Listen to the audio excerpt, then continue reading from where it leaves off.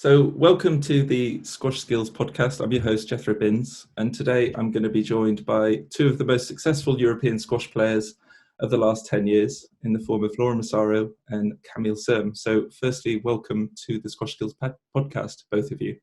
How are things? How are you guys? Firstly, Camille, how are you coping with lockdown, and how are you keeping your connection to squash over in Paris? Well, as I was saying to Laura, it's a bit of up and downs, trying to stay positive. It's hard to keep on training. We don't have access to squash courts. So I try to hit the ball against any ball I can find. But it's mostly watching a lot of squash on Squash TV or doing some mental exercises, and then a lot of fitness session course and stuff in order to stay fit. So you're under quite a severe lockdown in Paris, right? So how were you able to actually do your training, and what kind of workouts are you actually doing? We were not allowed to really go outside, so we do a lot of stuff in our apartment with my husband. And every week I was trying to maybe buy some stuff online so I could do some weight stuff or some food work stuff like that. But yeah, some stuff that you don't need a lot of space for. Nice. And what about you, Laura? Firstly, how's life treating you after retiring from the tour, and how are you keeping your connection to squash during the lockdown? I guess, well, for me it's a bit different, and obviously kind of sustained quite a bad knee injury in October, trying to still play some sort of professional squash in PSL in the UK. So in some ways it's been quite nice for me, because I was just before lockdown happened, I was just getting back onto court, just starting to do some predictable movements on court, knowing myself probably pushing it too fast too soon, was getting quite frustrated about the fact the knee didn't just feel strong. And I guess lucky and unlucky, that kind of not used to that feeling, not really sustained any bad injuries through my career, so I didn't really know how fast to rush it. And then we got put into lockdown, so actually I've been kind of doing a lot of body weight circuits. I'm definitely missing kind of lifting heavy weights, which I know would help my knee and help my quad get back to some sort of strength. But I've been able to kind of do some stuff outside, so different to Cam, we're allowed out for an hour a day. So if I can combine that with walking the dog or going to the park and doing some kind of running on the park, as long as I'm within my hour of daily exercise, then I can get away with that. So I've been quite enjoying sort of getting fitter again. Getting a little bit stronger, particularly in kind of all over really. I just haven't been able to put the training in that I would be used to or like to do. So but it's also nice to kind of not have that mental pressure of knowing when the season might come round again, and knowing and thinking about what everybody else is doing, and those subtle pressures that build up in your mind. You can't help it. You've always got what everyone else is doing at the back of your mind, when the tour is going to be, what everyone else is kind of feeling and doing, and you're the only one in the world who's feeling like this. And it's tough, it's so tough, and you don't realize those mental pressures that are just really there in the background all the time until they're not there anymore. So kind of in a way enjoying not having that for a bit. And don't get me wrong, while I was playing, I wouldn't have swapped it for the world. It's part and parcel of being a pro athlete. But then once you step away from it, then you certainly should try and enjoy not having that pressure anymore. Yeah, for sure. Well, this is the mental pressure and the mental adaptation is something I wanted to touch upon, Cam, as a player on the tour, and obviously there's so much uncertainty at the moment. So firstly, how are you coping with it, and how are the rest of the guys, your brother Lucas, how are the pros coping with this uncertainty of not knowing what you're training for, I guess, and when you're due to come back? Yeah, it's funny because I try to write some of the players that I get along well with, like for example Ranim, to know how she's doing in Egypt. I would write Donna in Scotland.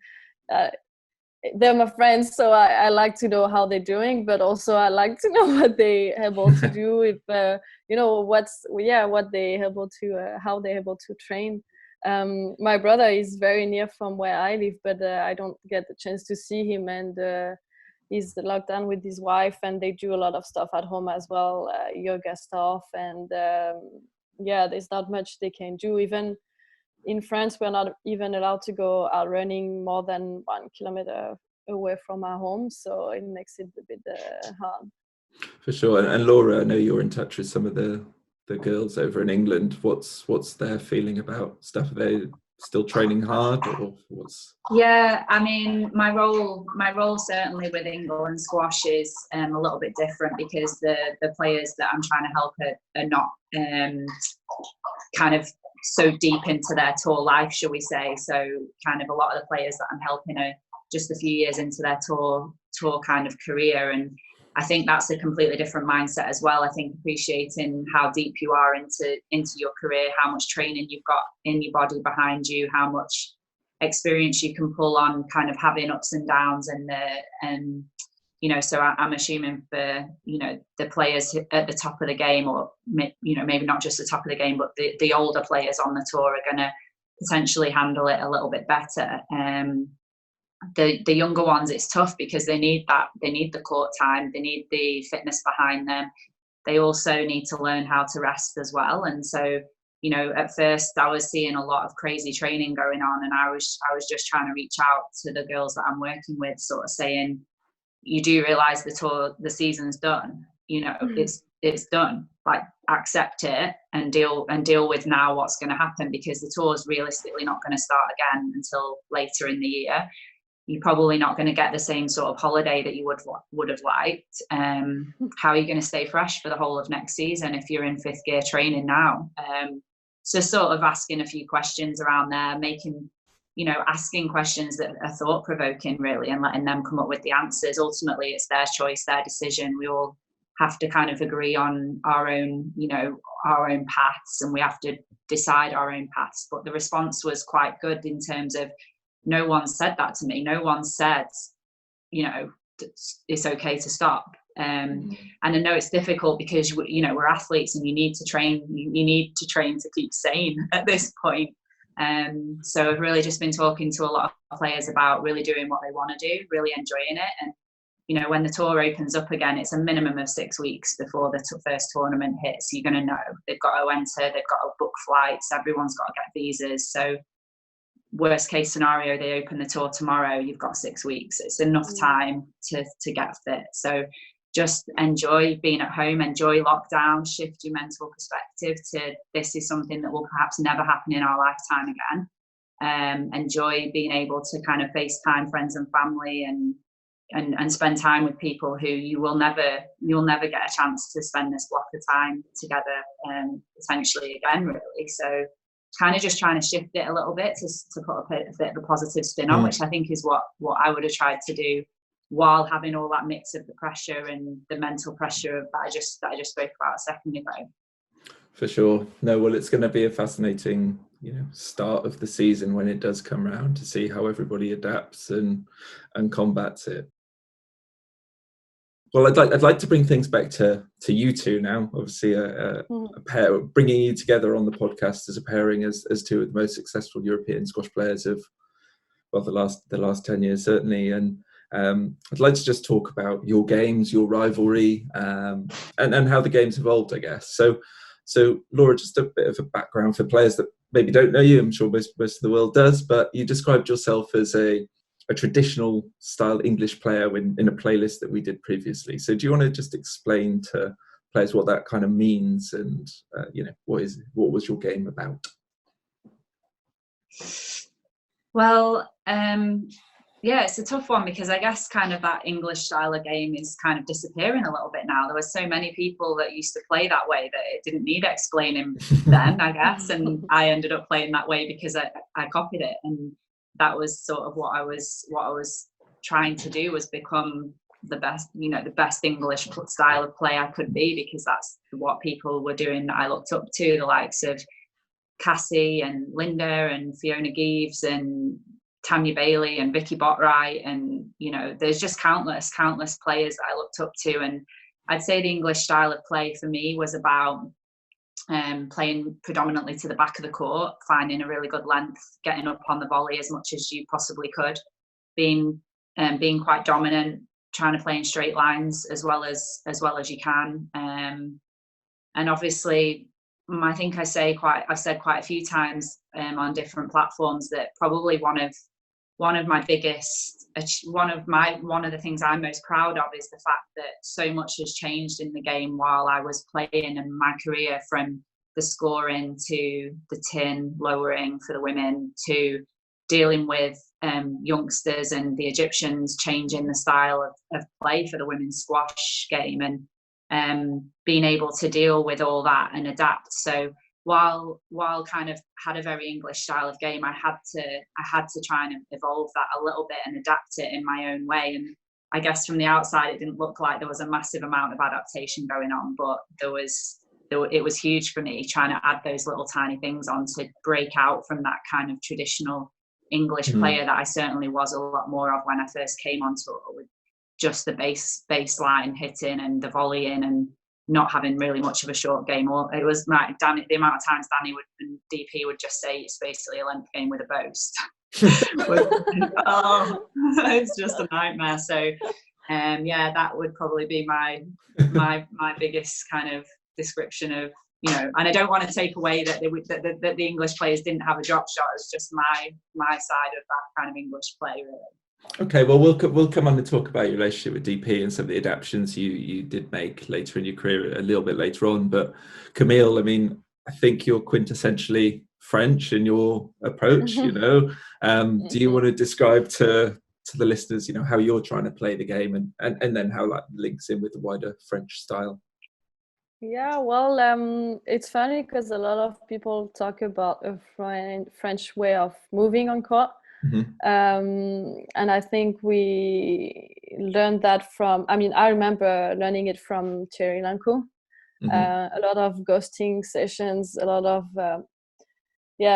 work on court. I think we in all the school in France, we were kind of learning how it was moving, because obviously he was the first French player to be world number one and world champion. So I think that would be very French.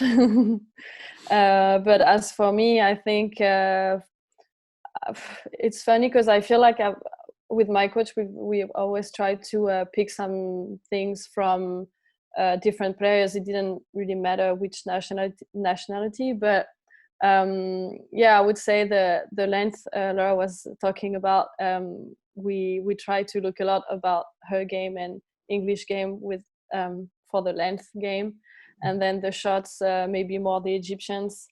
We try to pick some stuff from all the best players and make it as good as we can. A proper melting pot. Well, it seems to have come together nicely. So, well, over the last few seasons, but in TOC, I mean, I watched you play Noreen Gohar, and that desire to volley, I think that seems to be a huge part of your game, right? Just to get across the middle and take the ball early. I mean, is that something that's always come naturally to you, or is that something you've had to work on? No? Yeah, not naturally. No.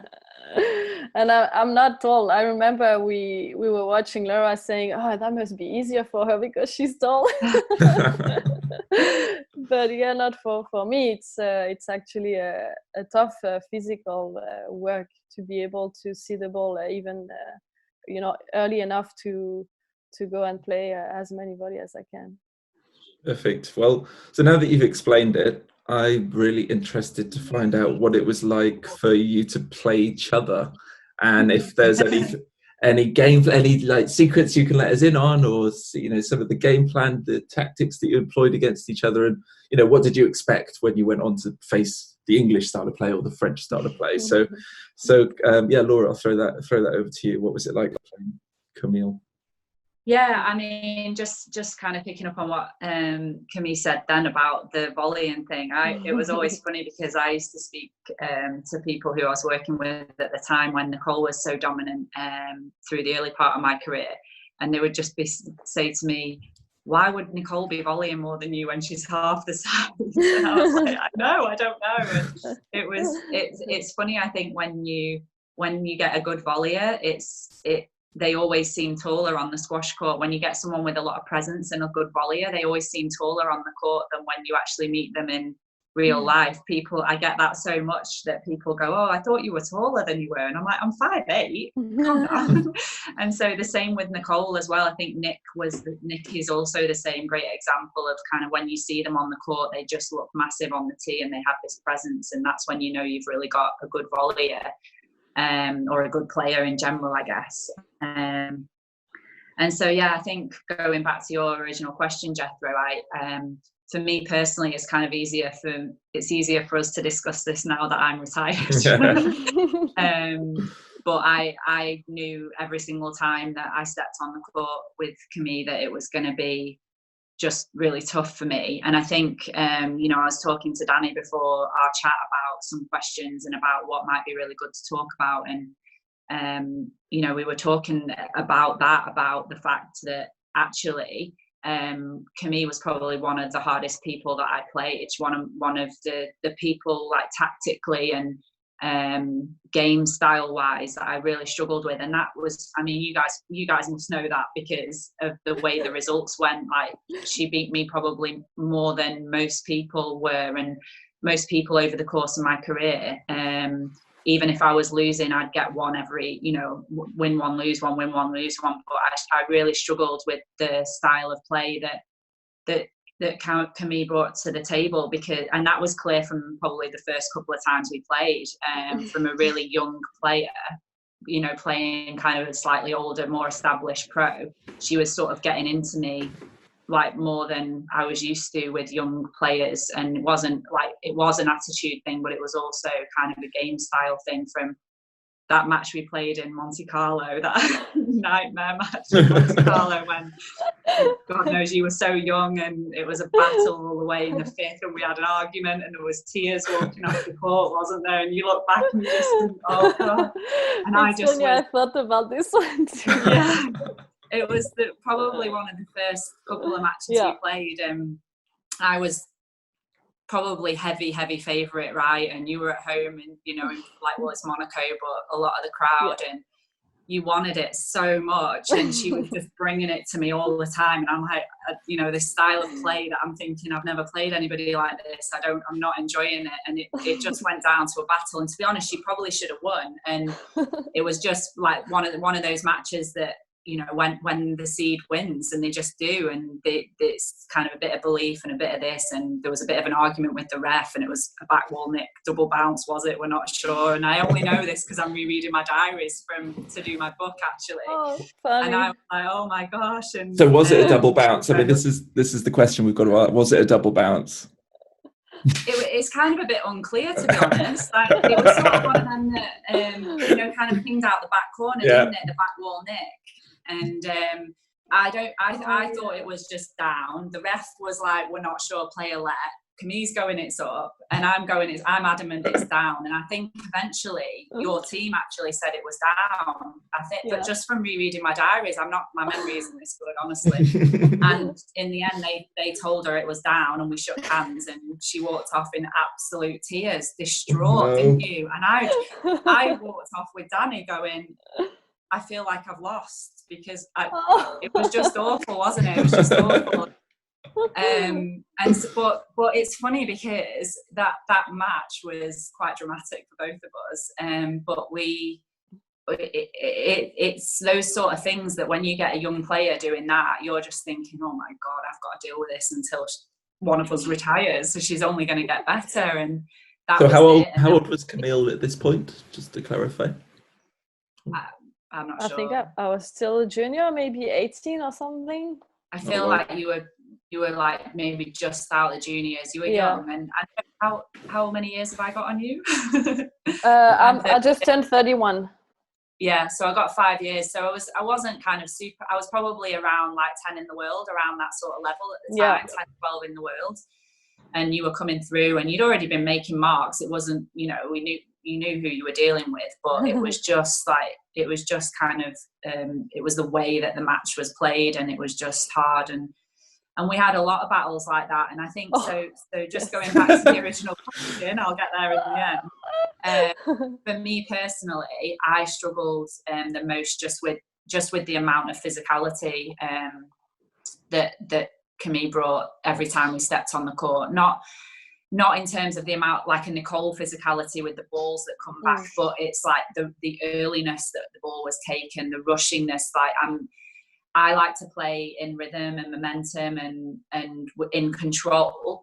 And if you can't get me out of that controlled pace, then I think I can beat anyone in the world. And if you can get me out of that rhythm, you either have to be very, very accurate, or you have to be very, very fit to be able to play at that level of pace that she does. And there's no one else that plays at that pace from start to end that I've ever played against. And there's nobody else who kind of can, if they do play at that pace, that can sustain it for a full match. And that, I'm not saying that every player, obviously Camille's going to have her players that she struggles with as well, but I'm not saying that every player would struggle with that. But for me personally, it was just how rushed I felt all the time, and I needed time to settle, and I needed time to think, and I just couldn't get that. And so from a very early age, that was something I struggled with. And then when you sort of grew into yourself and grew into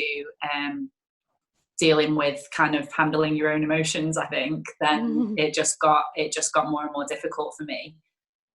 Cool. Perfect. Well, Camille, over to you now. Yeah, well, thank you, Laura, for all the kind words. It's funny to actually talk that way, because obviously when we were opponents, we couldn't. Right, yeah. No, but I told Jethro before we were recording that I should thank you, because how big battles pushed me to work really hard with my mental coach. And we actually did some special work on your game, on you, and how I should deal with it when we were on court together. So I was admired your spirit on court, and that's something I always wanted to get as well. The fact that you would never give up, never, even from a 2-love down, match ball down, you would have this fight spirit, and I always admired that. As in your game, I struggled, with, as you said, you were so how do you say English, accurate. You were so accurate with your length game, and to find this opportunity, this volley that I wanted to find was not easy. So that what was the hardest for me, I think, to be able to find those attacking shots. I didn't have many, and I think in the early ages, that's what maybe got me frustrated. And with the age, I learned to be more patient and to find these moments. But it's funny, because I remember some really great battles with you. Yeah. Cool. I think it's actually it's pretty, when we were talking about some questions before, and I was thinking, when you just touched upon that as well, about the mental side of the game, and that was the one thing, if I had to say kind of one area that I think generally probably for all the great players that make it to, probably if you're talking about a great player, kind of top 5, top 3 in the world, something like that, the special ones that it takes, because how long it takes to get to top 5, top 3 in the world, or you have to be playing well for a really significant period of time to get that. And I was thinking and talking to Danny before about how one of your biggest improvements, I felt like, and this goes for probably the players that do make it from being very, very good young to being great on the senior tour, is just that learning to handle emotions. And I think that that's what you see sometimes with the girls that are coming through now. Obviously there's so many of the Egyptians coming through, but the one thing that you didn't have when you started out was that calmness and that composure. And it's from the outside, you wanted it so badly and that Monte Carlo, like, we laugh about it now, but you were distraught, like, on the court with me, with the ref, with your team, with everybody. And it was just that. And so for a lot of years, while you were sort of figuring that out for yourself, like, we would talk about that as a mental sort of tactical way to, if I can get you to a certain spot, you'll break a little bit, not like break mentally, but you wanted it so much, which is obviously we all, I feel like now I'm retired and I look back, it was the same for me. Like, I wanted it so much that you're desperate when you're young to get it. But I think, and I wanted to ask whether or not you agree that you have to have that. And sometimes you watch some of the girls, like, you're a little bit younger or a little bit further down, and they're quite happy with a good performance and getting stuck in. And whether they win or whether they lose, I played well, so I'm okay with that. And I just remember having some absolute kind of distraught nights and moments from just the loss and how I played, and trying to talk to Danny a little bit about kind of like, why did that happen, and just not being happy with myself. And I thought that your biggest improvement over the course of your career is, like, just, from kind of start point to end point, your distance traveled in kind of emotional stability and getting grips with yourself, and now just being quite calm in those massive situations. And whether that was something that you worked on, and whether actually you agree that you do need a bit of that kind of desperation almost a little bit. It's funny because the thing you talk about when you lose and how you feel so bad and so low, and so why did that happen? And to be honest, a few months ago, it did happen to me again, and I was like, I'm done. There's too many lows for that much highs, and you kind of forget all the few victories that you had, and you feel terrible. And after a few days, you're like, okay, maybe not. I miss it. And as you said, you're like, you want it so much that you will find a way.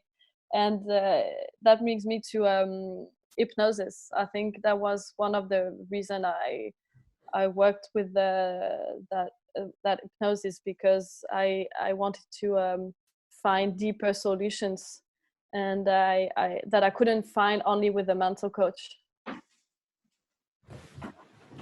You said you did some hypnosis as well. Yeah, I did, and I think that you had already grown a massive amount before. I mean, if it's true that you kind of started that at the beginning of this year, or were you doing that a little bit before? Just a few months ago, yeah. So I think that maybe just you grow up, and I know that Danny and DP and the people around me are a massive part in me growing mentally and emotionally, and kind of letting me know that it's okay to lose, as long as you learn something from the loss. And you're right, the highs don't outweigh the lows, really, unless you're probably Nicole, but then the loss is probably like 6 times as hard because you're not used to it. But yeah, and so when I heard you were doing some hypnosis in kind of like TOC time, it was tough. It was tough watching you back in the early days, because it used to look very distressing for you and for the team. And it's really nice now to see that it doesn't, that you've kind of grown. I guess everybody does when they're young. Everybody just looks in pain, don't they, when they lose? Yeah. It's so hard. And I think the same as you, actually, looking for something in my game that was more than the mentality, that something that was going on in the subconscious, that I'm assuming kind of, if our hypnosis or hypnotherapy that we've done is similar, that it's working a lot with the subconscious, the beliefs that you don't actually know that are going on deep inside, that are either coming potentially from, well, for me, when I worked on it with the hypnotherapist I worked with, was coming a lot from my childhood.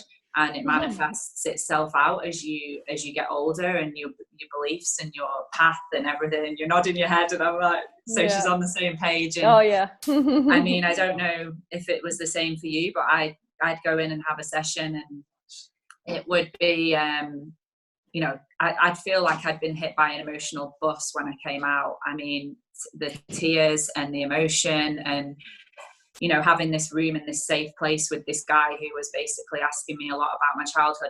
And I honestly believe that certain people won't or can't, or they won't, they might say they want to be the best in the world.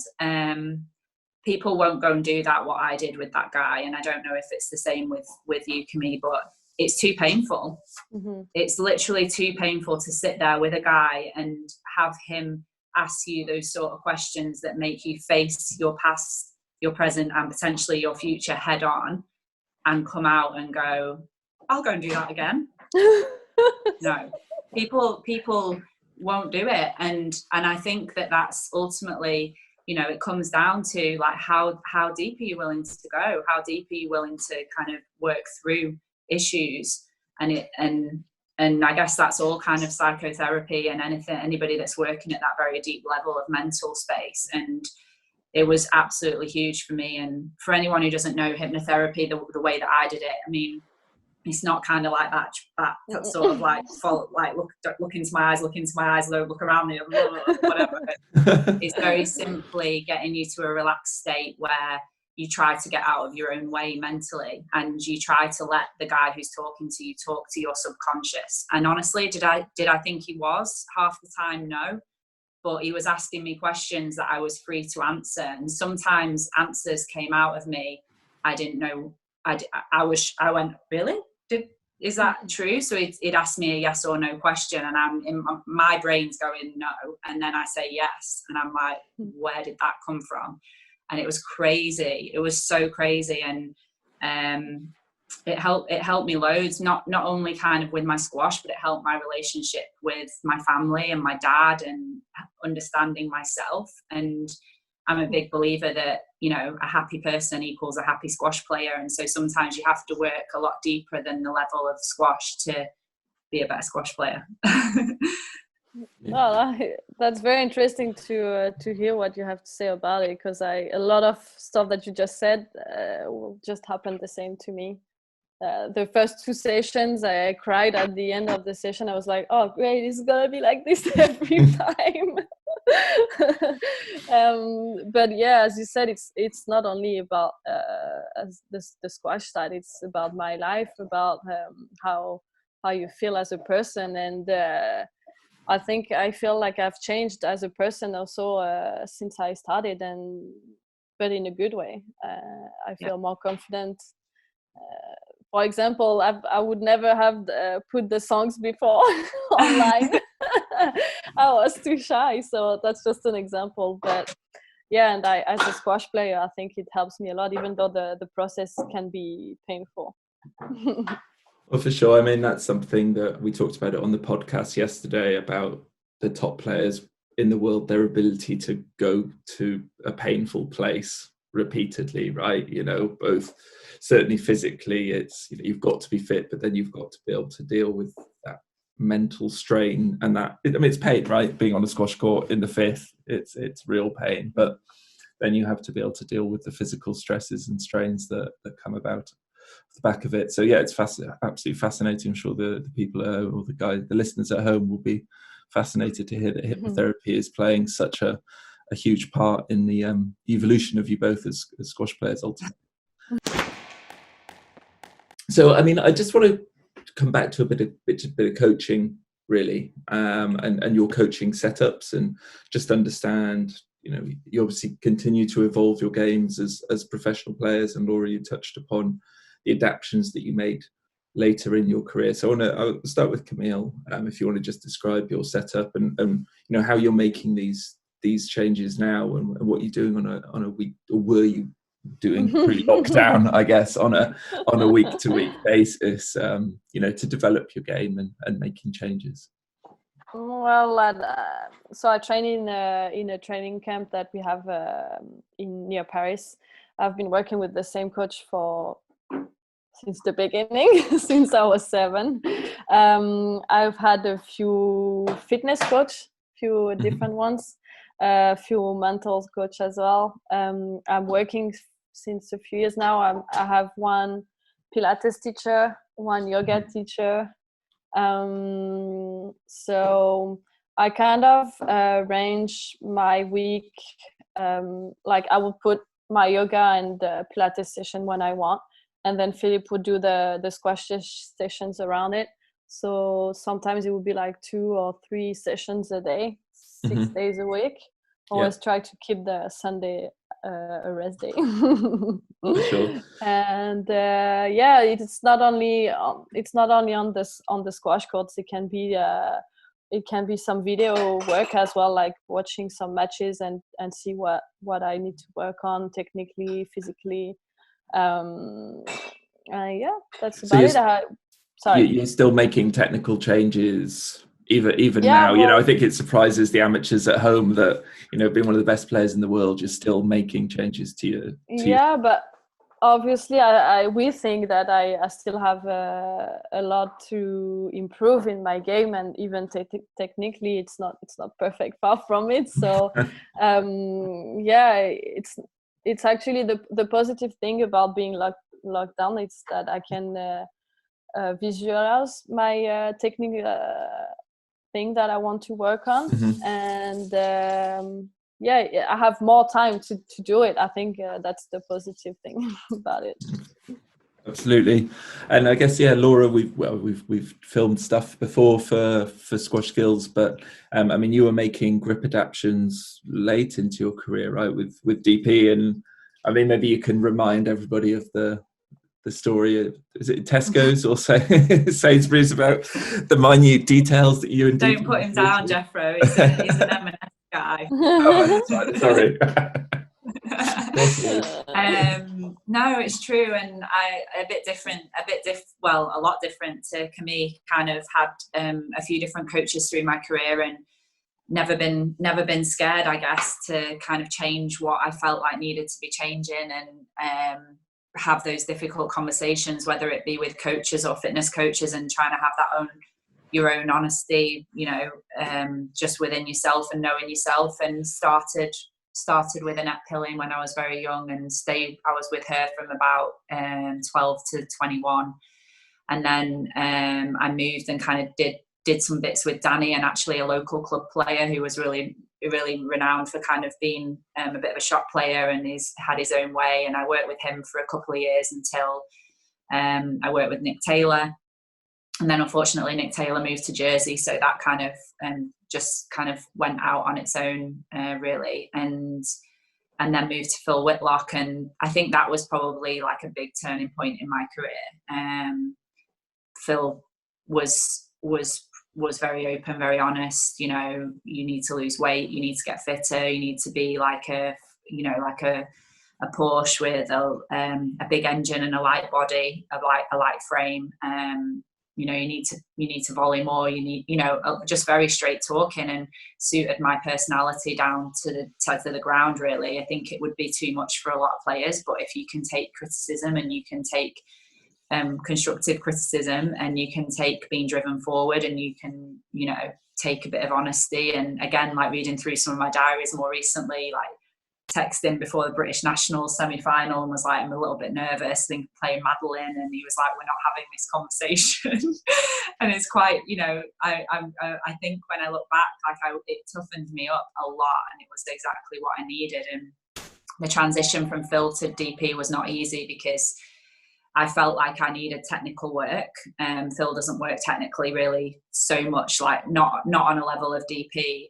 Obviously there's always little bits going on, but DP's the most technical coach I've ever worked with. And I wanted Phil to come with me, and like to do it together. And I thought it would help Emily as well. And he didn't want to. So I unfortunately had that difficult conversation to decide I want to be world number one. And I don't believe I'm going to do that with the way that we're going, even though I was 3 in the world at the time. So it was that trying to go after the level that Nicole was really setting at the time. So I went with DP and just kind of opened my eyes from the very beginning. And I was very lucky as well, because DP had so much experience behind him. You know, when we talk about kind of him as a coach, producing and kind of and being around Cassie when she won the World Championships, Peter Nicol when he was world #1 and Commonwealth gold medalist, and Nick obviously, and you know, just Jenny, they're just great players, and the experiences that he'd had with them, and the stories that you just tell, and that's the thing, like he just used to tell stories all the time and lighten the mood and make you feel enthusiastic. And he'd tell stories about Peter Nicol changing his grip and his moving and his adaptation behind his training as he got older and things like that. And yeah, just going back to the story that you said, like we'd started and he basically was saying that on my forehand drop, I was leading very slightly with the wrist, and it meant that I couldn't fully release the racket head on my forehand drop shot. And he said that he'd been mulling it over for time, but didn't feel like he really had my trust yet. And we went over and had a session, and he changed my grip. Like we're talking probably like, you know, a quarter of a centimetre, if that, like half to quarter of a centimetre of a slight opening of my forehand grip, which obviously then anyone will know was a slight closing of the backhand grip. So then that took a lot of practice to get used to a new backhand, although it didn't affect it as much. And he sort of said that, you know, forget about it. I just wanted to open your eyes, and, you know, you've got the British Open in a couple of weeks and just see how you go. And I got a bit upset in the car on the way home. Danny had come to watch the session. Obviously, I'm 3 in the world, and someone's telling me that my grip's wrong. Like, what have I been doing my whole career? And blah. And Danny was like, I feel the same. I don't think he's telling you that you're rubbish. I think he's just saying that this will help this, will help this. So we get home and I give it a day or so's practice, and typical me, I can't do it, I'm useless. And Danny sort of said, just ring him and check in. So I FaceTime him. I've got my grip, and I'm like, right, I'm going to FaceTime him and see whether I've got this grip right. I don't know. And he's at the till in Marks and Spencer's, like trying to go through the checkout, going, hold on a second, just give me a second. And he was just like, he's always there for me, Marks and Spencer's or not. He was like, let me get my video on and let me have a look. And no, that looks good, Lauren. Check this bit of the grip. And, you know, it's just one of them funny stories that, yeah, exactly. A bit more round. It's easy now. It's easy now, isn't it? Because then, of course, I went on. That was the 2013 British Open, and he'll say that the forehand drop won me the British Open, of course. But who knows? I mean, who knows whether or not those little minute things. It was my work ethic a lot of the time. Just kind of dog with a bone, wouldn't let it go until I had it, and even just picking up the phone and thinking about it at home and trying to practice it, like with a racket in my hand on the sofa, and those little things that kind of just constantly always wanted to feel like. And I think it's quite a fun podcast, because I think Camille's very, very similar. Like, you want to finish your career knowing that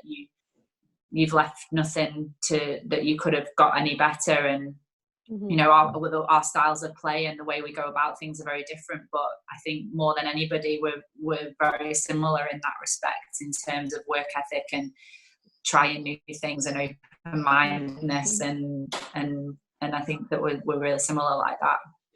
Absolutely. Yeah. And it's fascinating to hear how, you know, your individual games continue to evolve all the way to the end of your career, but the reality is that they had to. And, you know, it brings me nicely on to where the women's game currently is.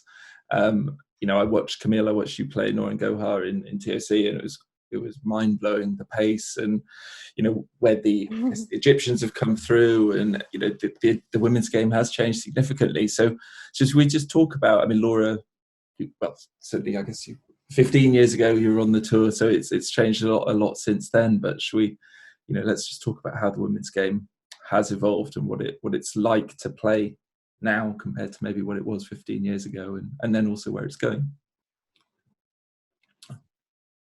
You want to start, Laura?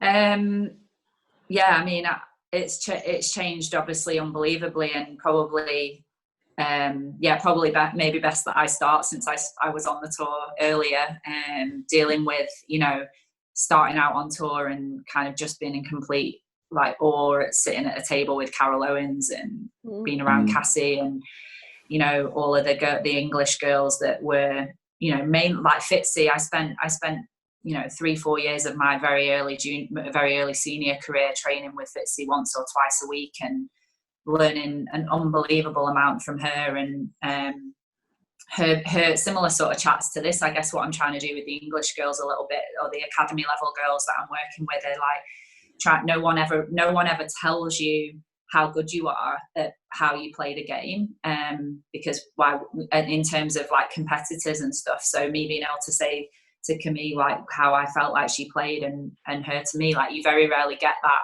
from another pro. Like, how does it feel to play you? And Fitzy was, you know, although I was very young, would say that to me, and she told me that my mixing of my paces and hitting hard and hitting softly was one of my biggest strengths that I didn't even realize when I was younger, and that gave me a lot of confidence going in. And she just taught me, you know, to whack the ball when you could whack it, and she was unbelievable at that. Volley it, hit with pace, put your opponent so far back so that they're on the back wall, and then just play a simple drop shot. I mean, her game was unbelievably simple, but extremely hard to do and extremely hard to deal with. And, you know, it's obviously a high tin, so the back of the court and the volleying was key. And then going from there to kind of, obviously Nicole just came through really quickly, having to deal with kind of Vanessa, Rachel Grinham at Natalie Grinham at their peaks, Nicole, and watching all them battle it out. And then I remember being sat in Malaysia one year, I can't remember what year it was very, very early in my career, 22, 23, and I remember being sat with Jenny Tramfield. And I think Nicole might have played Cassie on that kind of glass court in Bukit Jalil. And Jenny Tramfield said to me, we were watching, she went, "What you're watching right now is a transition from powerful, strong women to quick, agile women." And at the time, I didn't really understand what she meant, because obviously I was just watching like Nicole go at it with Cassie. I think unfortunately Cassie had to retire in that match, and Nicole went through because of her back. And obviously then all of a sudden you spin on 5 years, and she was just spot on, absolutely spot on. And like the fast players, the fast, agile, quick, fit players just took over, and you had Rachel and Natalie Grinham with Nicole battling it out. And I mean, I even to this day, it's just raw speed. Like the girls even now don't move like that. They move just as well, but not with that kind of raw speed. But I guess everybody's had to get that speed in their game because of what those girls set the bar at. It's a bit of a weird one, but it was that transition early on from powerful volleying kind of strong women who weren't that quick but would outdo you on pace and power, to ridiculously fast feet and getting every ball back, and that transition. And I'm much more suited to the Cassie Jackman style of play. And so it was tough. It was really tough to deal with. The rallies went on significantly longer. Obviously the change in scoring massively helped, the speed of the game as well, and then the dropping of the tin really, and a big thing for me, kind of when that tin dropped, we worked hugely with DP on like getting low and transferring weight in and out of the corners, because everybody kind of, I'm assuming, was thinking that, you know, I wouldn't be someone who would handle that lower tin that well, but if you move well, then you can make up for a lot in terms of shot play, because half the time it's how you get the ball back, not necessarily how good your shots are. And we worked a lot on getting in and out the corners rather than just getting in to get the ball back, because you've got to get back to the tee, obviously. So then I probably should hand over to Cam for, you know, kind of that, how it's, I definitely kind of got to an age where the speed became an issue for me, and then the game just became too hard. And I know part of me thinks I probably should have stopped a year earlier than I did, even though I was in top 10. I knew I just couldn't handle the speed and the pace that was going on. And obviously Cam's in her peak now, so she'll be able to fill you in on how it's changed even more. No, I agree with what she said. I arrived a bit later on the tour, but I just remember, watching or even playing Nicole sometimes and thinking, I think today I'm playing against a man. Because physically she was just unbelievable. And I think that made all the girls, as you said, work so much harder physically to try get to her level. And that's why the women's game is so physical now, I think. And adding to this, we have now all the Egyptians type of game with playing a lot of shots, and all the other girls were trying to, as I said, try to find our own way, but picking a bit of all the styles. And but yeah, I think it's never been I think that exciting, because from round one, you don't know who's going to win. It can be 50-50 on round one of one of the biggest tournament of the world. So I think for the crowd, it's very exciting at the moment. Yeah, for sure. I mean, the depth is there way more than it used to be. But I think it's the speed and the power, and it's just exciting to watch the shots going into the front. But as you say, that coupled with the speed and the agility and the balls that are coming back, it's genuinely fascinating. And so, do you think it's the 17-inch tin that's kind of seen the influx of the Egyptians into the top 10? Has that tied in, or would that have happened anyway with those players? Or do you think that kind of attacking style that they maybe tend to bring has been favoured by that lower tin, or was it coming inevitably? Yeah, I don't know. It's quite tough, isn't it? You never really, you'll never know. But I watched Shabini play Nicole in the World Championships that I won in the semi-final, and that was still on a high tin. Yeah. She was 17 and she beat her. And it was like, and Nicole wasn't at her best. She was very nervous, and it was home World Championships and stuff. But the game I think layers on. So what you're seeing now is a layering on, probably from because Nicole basically took what Fitzy had, and Cassie, which that volleying and the presence around the middle, and she layered on her speed. And then, Renine came along, just use Renine because she's an Egyptian, and we're talking about that kind of flamboyant sort of play. And once she got her fitness level up to Nicole's, she then had what Nicole had, and then she had her own flair on top. And so it's just the layering on each time. And I think the movement, getting in and out of the front corners, the lowering of the tin forced it quicker, because you had to, as a woman, getting in and out of the front corners is always going to be tougher than it is for the blokes. So you had to kind of come up with a way to train that element. But as I saw it, the Egyptians will come in no matter what, and they'd have adapted no matter what, as I feel like we would have done if it had stayed as a high tin, or if it had stayed if it had always been a low tin. If you're going to be good, I think Fitzy would have still been good, whether it had been on a low tin or not. So that was my take on it.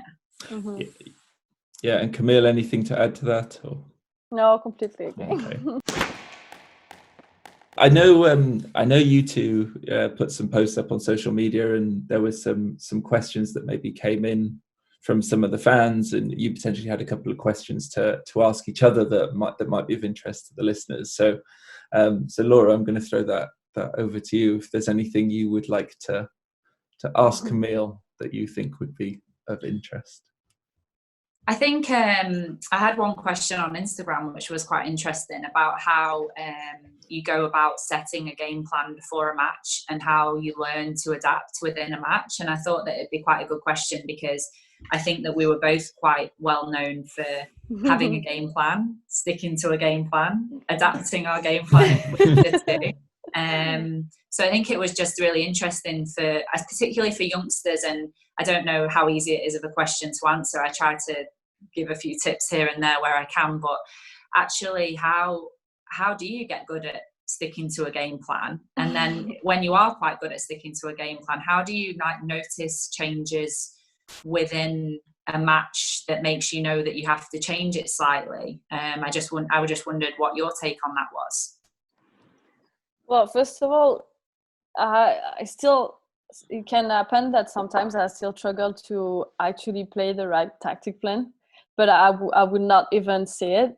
For example, World Open against Anya in the quarterfinal, I had one tactic plan, went all the opposite, and I couldn't see it. From the beginning, from like love all in the game. So because you went 2-0 up in that match, right? Sorry. Did you go up in that match? No, I lost 3-2. No, but were you 2-0 up in the match? Oh, yes, I was. You're right. Sorry. So even though you weren't sticking to the plan, you were still 2-0 up. Yeah, because she was not playing the right tactic plan. Okay. She made the adjustment. Yeah, she changed, and that's how because I didn't change. I think the pressure, the stress level were too high, and I didn't feel myself on court. And I couldn't see that I was not playing the right tactic plan. And then when Philippe told me, my coach, I just couldn't. I was too nervous, and it was too late. And then you lose accuracy as well because you didn't do it before. So it's still something I need to work on, to be able to actually play the right tactic plan. You with my coach, we prepare the match on the same day as the match. I mean, except if it's early in the day, but as we play quite often around 5, 6, 7, we would watch a bit of my opponent game and see what I have to do, and I'll be able to actually do it well when I feel relaxed. And if I feel nervous, it's hard to actually focus on it, and you're more focused on how you feel and not the tactics. So you have to make sure to actually feel relaxed and prepare mentally to breathe and be relaxed. Yeah. So is there anything that you actually did that you actually do in your practice or your training, like maybe with Philippe or the other girls in your training to work on adapting? Or do you think it's something that you get when you're young from playing a lot of matches, and in some ways, like what we said before, having that kind of, I think for me, sometimes having that kind of that distressing loss is, little moments within those losses that can be like, I wish I'd have just played a drop shot at that time, sort of made me learn and made me do it next time. Watching a lot of matches back, which I think not loads of people do anymore, and really picking up whether or not was that the right shot to play at the right time, and watching it back and being honest whether that is something that can help you. Sometimes it's being aware in the moment, isn't it? Under all that stress, all that pressure, it's having that kind of clarity of thought to be able to see what's actually happening. And you're right, you absolutely can't do that if you're in a nervous mess, or as DP used to say, running in treacle for me. But other times, sometimes when you are kind of playing quite well and you are a little bit more open, but you might be a really tight match, you can just sometimes see something that in your opponent or a change that's working. Like it's just by what you just said. I remember how I felt when I played Ranim at the TOC this year, like completely relaxed. I was just happy to be on court, and I could see everything almost what was happening on court. And every time I would do like the wrong shot, or I would say, I would knock my head like, I know I did this wrong, or I know what it was not the right choice. And that's the best, because even though it was like a really tight battle and game, at the end you know what happened on court, and you felt good, and you gave everything. It's not enjoyable when you feel stressed and you don't really see what's going on court. It's not the best matches to remember. So we've got a member question here, which was, what's the best match you've ever played? And can you talk us through the thoughts and feelings that you were experiencing in that kind of perfect performance? So Laura, maybe over to you just to kick it off, if there's one match that stands out in your mind. I think probably yeah, it's really tough to pick one match, I think, but it's probably definitely between winning the British Open for the first time when you know, my record again, I think I'd only beaten Nicole maybe once or twice up until that point, and to do it at home in front of the home crowd, totally kind of nerve free, really. You know, when we talk about playing that freedom and that having that kind of mental relaxation and freedom, that was one match for me that absolutely did that, and I played really well and played with a lot of freedom and a lot of enjoyment as well. And I think on the contrast, the other match that springs to mind is the World Championships when I beat Shabini in the final, mainly because it was a complete contrast to that, and the handling of a World Championship final is something that I'd never really given much thought to before. But when Shabini beat Nicole in that semi, all of a sudden I became favourite to win, and I played the World Championships a year or two before that and played Nicole in the final in the Cayman Islands, and felt free of nerves and just wanted to go and play well. Whereas then all of a sudden Nicole was out and it was mine to lose. I've never experienced nerves or anxiety like that. I felt so sick in my warm up. I could barely warm up. I thought I was going to puke for the entire warm up, and it was just awful. And so then when you come through dealing with a situation like that, there's an unbelievable amount of pride as well, aside from the fact it was, you know, you world champion at the end of it. And I think that's the thing when people say, is it better to be world number one or world champion? It's so different, because to be world number one, you have to go through kind of 3 or 4 events, being almost flawless every single match, every single event, but it's over a period of time. Whereas when you become world champion, you have to hold it together in that week when there's so many different things coming at you. So I think the World Championship final for me probably tops it, just from how nervous I was in the lead up to the match. Just very quickly, can you just talk us through how you overcame those nerves? What was the first game like, and what was actually the course of the match? You know, and how did your nerves dissipate or remain throughout the duration of it? Yeah, I mean, I literally was kind of trying to warm up, literally trying to ignore it, like ignore the fact I felt nauseous with nerves, and the fact that, you know, I was going from hot to cold and the air conditioning in this back room, and do a few like jog warm-ups, and I literally had to go and stand over the bin because I was thinking I'm going to be sick. And in the end, I just went and found Danny, and I just said to him, I don't think I can do this.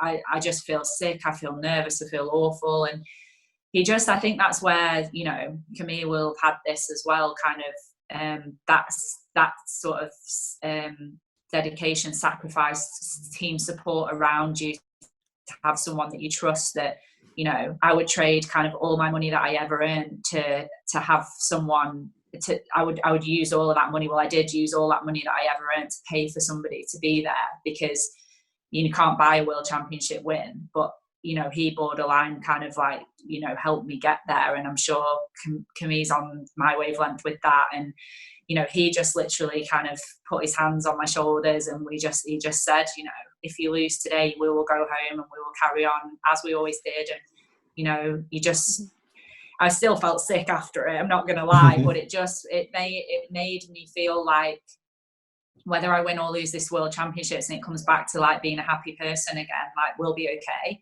We'll go back, we'll go home, everyone will still love me, and, you know, we'll carry on. And that was what gave me a huge amount of confidence to be, you know, who I wanted to be on the squash court and on the squash tour, which is not necessarily who I am really as a person, but I was at work and it was my job. And that's why Danny being there kind of won me so many matches, helped me win so many matches. And so it helped settle me down a little bit. It helped me have something to draw on in the match when it wasn't going that well. It helped me be able to look out to him and know that, you know, he had my back no matter what. And I had Camps and Jade there as well at the same time, and I had a support team around me. And the match didn't go great. I didn't play brilliantly, but also Shabini was 17 at the time, or 18, whatever she was, and she wasn't physically what she is now. Backing up against a 3-2 win emotionally and physically against Nicole was a big deal for her. And so, you know, I took advantage probably of her not being at her best as well as me not being at my best. And it's not going to go down in history as the greatest World Championship finals ever played. You know, that's a fact. But how many are realistically? There's so much going on. There's so much on the line. There was just a bit of a topsy-turvy match. I just remember thinking, I think it was about 8-6 or something like that in the 5th game. I said to myself, you play 4 rallies where you stick to the plan, play straight and volley. I was like, 4 rallies, that's it. If you never win anything in your career again, 4 rallies. And the point was that we're only playing to 11, but I figured I'd probably lose one of them. So three rallies to win, 1 to lose. I don't know what, I mean, as if you're thinking this in a World Championship final. 4 rallies, do it, and I did, and I won it kind of, I don't know, it was something like 8-7 or something like that, and I won it 11-9 in the 5th, and that's it. But it was just, you know, when you say how did you overcome it, a lot of it was Danny, a lot of it was self-belief, a lot of it was having that clarity in that moment to somehow just go, you play 4 rallies now, and, you know, sort of having a word with yourself and telling yourself, you just do it and stop being, you know, kind of, I don't know, and I'm sure people have said it before and not done it, but it just, that's what helped me get through in that moment. Wow. Well, thank you for sharing. That's amazing insight into what's going on in probably one of the most high pressure situations any athlete will ever experience. So Camille, I guess obviously you're off the back of a few good wins in big tournaments recently. So what you know, fascinated to hear what your response is. Well, it's funny because at first I was thinking about the British Open that I won against Laura. Well, it was pretty special because it was the first big one for me. It was beating you in England, so it was quite of a big success for me. But just hearing what you just said about what you thought on court and stuff like that, I just remembered my match against Noran at the TOC. And some stuff I had in mind sometimes. I was like, what are you thinking? Like, for example, in the 5th, I was, I think, 10-7 down. And I remember being in the return serve and thinking, oh, well, at least it was a good match. I enjoyed. Like I was going to lose, you know. And it's funny because I still fought for it and still focused on each point. But at this right moment, I thought about something else completely different, and it's just it's funny to hear that Laura had some funny thoughts as well. But there's no one way to play squash, right? And apparently no one way to think about squash. If you can be in pretty similar scenarios at crucial points of matches, and one's about losing and one's just about winning the next 4 points, it shows that, you know, who knows what we have to do to consistently win. But well, I think that's a great place to wrap up. I think we've talked for a long time, but it's been genuinely fascinating to get insights from both of you into your own careers and then where the women's game is at, and it's an incredibly exciting place to be. So thank you so much for coming on, and I'm sure it's been fascinating for the listeners at home. Camille, I hope. Me too. Hearing from Laura. I know it's been. I was looking forward to it because we can be so much. You know, both of us can be so much more open now. Now I'm not playing anymore. It's hard while you. Yeah, I know that Philippe and Danny always loved sharing to each other, but like some stuff we couldn't say. Yeah, exactly. Should get Danny and Philippe on as the next podcast. I think that can be arranged. Well, yeah, genuinely fascinating. And Camille, obviously we best wishes with training and hoping that tour, that some stability comes back to the tour and we know what's to come. But obviously thank both of you for your time, and we will see you on the next podcast, listeners. So thanks very much.